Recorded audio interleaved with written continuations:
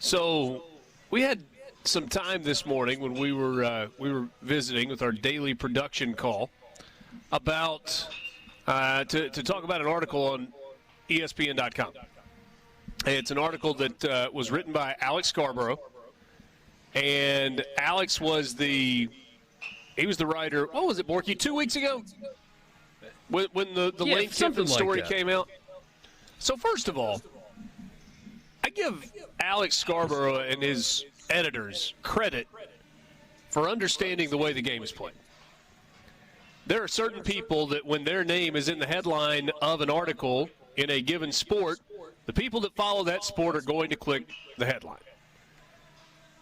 That's one of the advantages of having Lane Kiffin as your coach. When his name is in a headline, somebody's going to hit click, and they're going to read it. His name's going to be out there. Your program's name is going to be out there. Now, are you always pleased with the contents of the article or of the headline? No, you're not.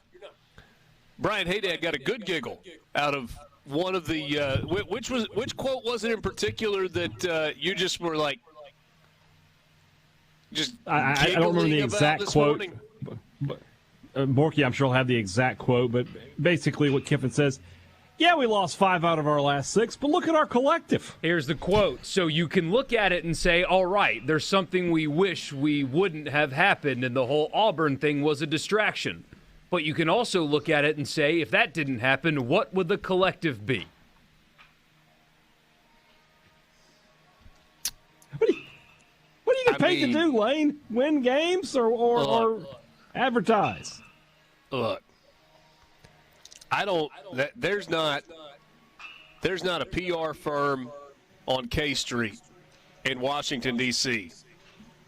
that could do a better job spinning what happened at the end of last season than that beauty right there. I'm going to read it to you again.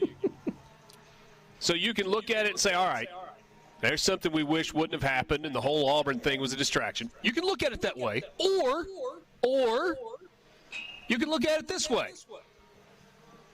If that hadn't happened, what would the collective be? How much money would Ole Miss have had in the collective? It was a call to action of sorts. It was a challenging of manhood and womanhood. And people stepped to the plate, and they raised a bunch of money, and then Ole Miss was able to spend that money to keep some of the players that are on the roster right now, Quinshon Judkins chief among them, and go out and get some other guys out of the transfer portal. I mean,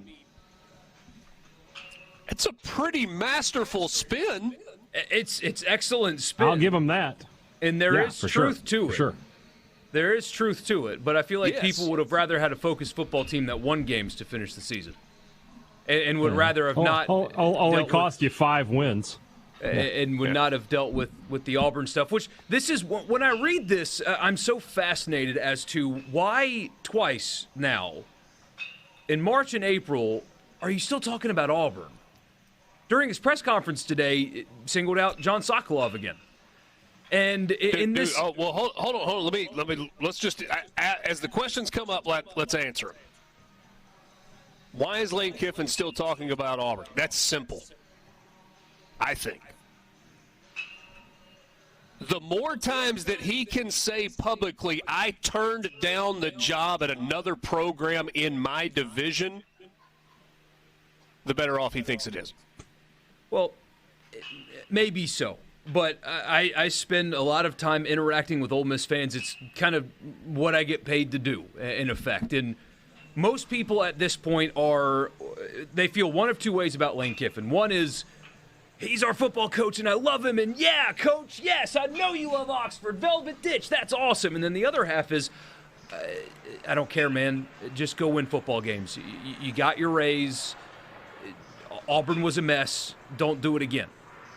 And no more Alex Scarborough articles are going to change either position. It's the more the more he talks about this, this part of it's not really fair to him. But this whole I've changed, I'm mature, I'm different now. Well, spare me if that falls flat when you have spent 0 off seasons at Ole Miss engaged or not engaged with other jobs within the conference. How about that happen one time before you start trying to talk about how different everything is? And that's not fair, because now that Auburn's passed, and if you claim that this Auburn deal has changed you and you've grown up and you've learned from it, he can't prove that until November comes and the Texas A&M job comes open. But until November comes and the Texas A&M job comes open, take your massive raise and just go win football games.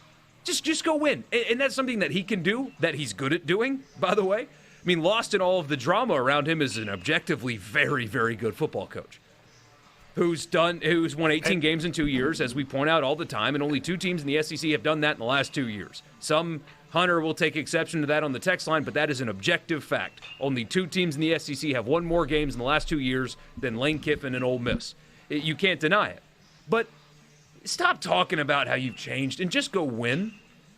And then when November comes and A&M comes open, handle it better. When that time comes, handle it better. And if you don't, all of these words fall flat. And if you do, you can point back to this article in April and say, hey, look, he was telling the truth. But in the meantime, you're not changing anybody's mind. Nobody's mind was changed today. They're either fully all in and love him to death and eat up every word, or understand that he's a good coach, know that he's going to win, and just would prefer him stop talking about Auburn and go win. Somebody on the text line is like, what good would 4 more wins have done? There's a difference between 8-4 and 12-0, guys. You play for a national title. What do you mean, what good would 4 more wins have done? I would like to say that the Lane Kiffin, Ole Miss, Lane Kiffin relationship is now just a zero-sum game. Right? You're paying your coach at a level where it is you win or you leave. But the truth of the matter is that's not the case, because Ole Miss is on the hook for 6 years and $54 million. And so it's a smaller version of a Jimbo contract. I mean, Jimbo was... Especially for Ole Miss, right? I mean, yeah. Jimbo's 10 years and $95 million, or whatever it is now. Lane Kiffin's 6 years and $54 million.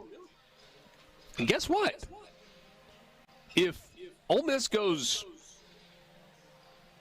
I mean, let's go crazy. Like, if it goes off the rails, and Ole Miss goes 4-8 this year, or Ole Miss goes 6-6, and I was wanting to see what your definition of off the rails was. I was wanting to see how far you were willing to take it. No, I mean, I think 4-8's off the rails. 4-8 would be way off the rails for Ole Miss this year. But what if Ole Miss went 6-6 and had to go through an off season of overtures from other schools and attractiveness and all of that, there would be people around the Ole Miss program, good grief, maybe even in the administration, that just want to throw their hands up in the air and go, fine, just go. Just get rid of it. Just get rid of it. And then you're like, you can't. Can't. It doesn't just need to work. It has to work between Lane Kiffin and Ole Miss, and Ole Miss and Lane Kiffin. That's your